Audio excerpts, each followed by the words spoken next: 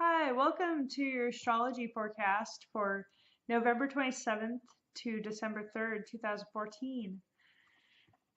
And on Thanksgiving Day, Mercury moves into Sagittarius. So there could be conversations that come up about beliefs, and this can be either expansive or difficult in some ways. Perhaps people might be too blunt or too clinging to their beliefs, which can cause a little bit of difficulty. But if you're willing to be more objective about your beliefs, then it can be an extremely expansive thing as well. On November 28th, the moon in Aquarius opposes Jupiter in Leo, and they both square Saturn in Scorpio. So the moon in Aquarius helps us to gain insights through our emotions, and we may gain very sudden insights that really shake up our belief systems as well as awaken our creativity and help us to expand further into our creativity.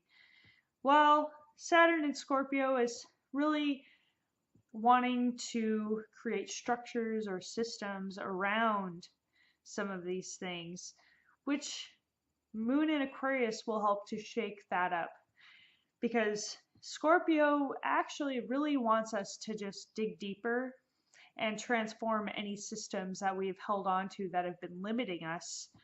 So we can really expand beyond anything that's been holding us back through these insights.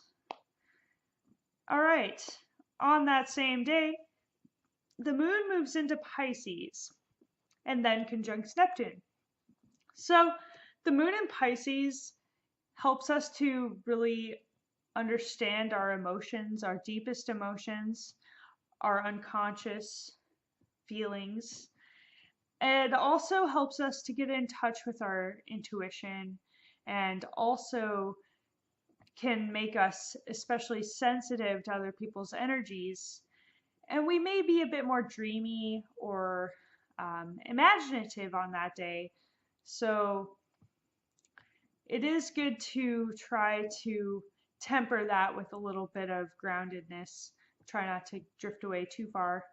And Neptune really helps to just make your emotions a lot more in tune with the collective, and obviously, very similar to just moon in Pisces. Neptune rules Pisces, so it is very similar. It could also bring up addictive behaviors or illusory feelings. Perhaps we're over idealizing our emotions or over idealizing someone.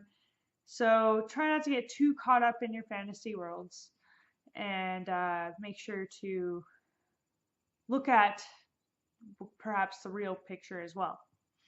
Though you can utilize that imagination for creative purposes and express yourself in a very poetic type of way.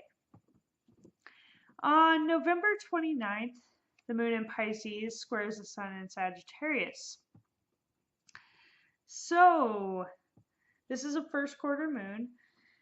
The sun in Sagittarius really is trying to get us to expand and move forward with ideas that we have come up with, visions that we might have.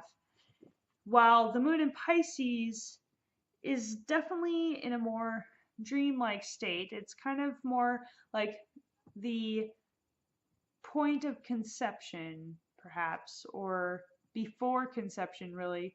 I'm not sure. But basically, moon in Pisces is like a primordial stew of sorts, where there's so many possibilities, so many potentialities, that it's hard to actually pinpoint what it is you're really aiming for. The sun in Sagittarius wants us to really try to aim for what it is we're really looking for. So there is a possibility that you may have trouble pinpointing what it is you're really aiming for. So it is a good day for imagining and dreaming and having intuitive insights come in.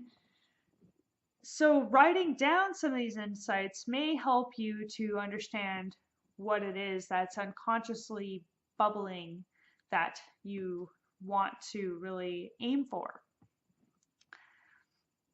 All right, and then the moon conjuncts Chiron in Pisces.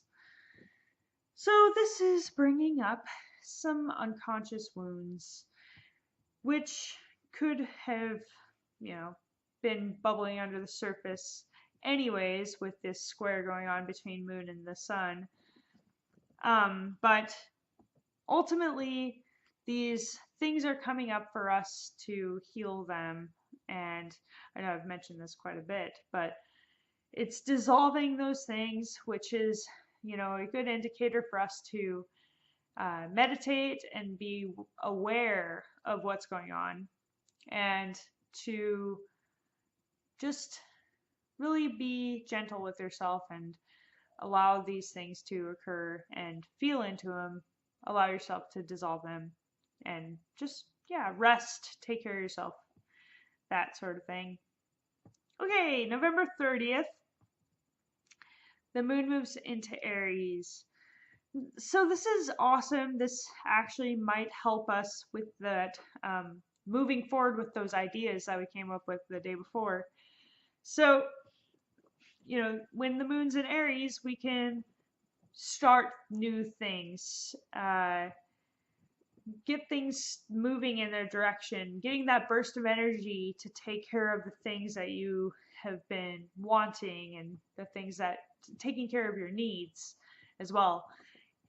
When the moon's in Aries, it's also a good idea to do something active or competitive or action-oriented in some way.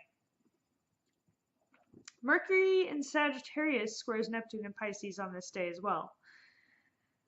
So, Mercury in Sagittarius doesn't have trouble knowing what its beliefs are. And it's not afraid to talk about what it believes in either. It's not afraid to share its opinion. It can also help to get good conversations going, philosophical conversations, things that can help stimulate expansion. Of course, when you talk about beliefs with people, it can be either expansive or kind of hard to find common ground. It depends on who you're talking to, obviously. But with Mercury and Sagittarius, there is potential for expansive and philosophical conversations. Squaring Neptune and Pisces. Neptune is our illusions, and it can also be our sense of intuition, as well as our sense of the collective, the sense of what we think God is, or stuff like that. With them squaring, then there may be some things that come up that shatter some of our illusions about things, or things that really shake up our over-idealism about certain things, perhaps. But it can also be good for dissolving belief systems that are not in our highest good and that are unnecessary, perhaps, or that have become more dogmatic. So, yeah, everything's always a double-edged sword with astrology, I find. All right. December 1st, the moon conjuncts Uranus in Aries.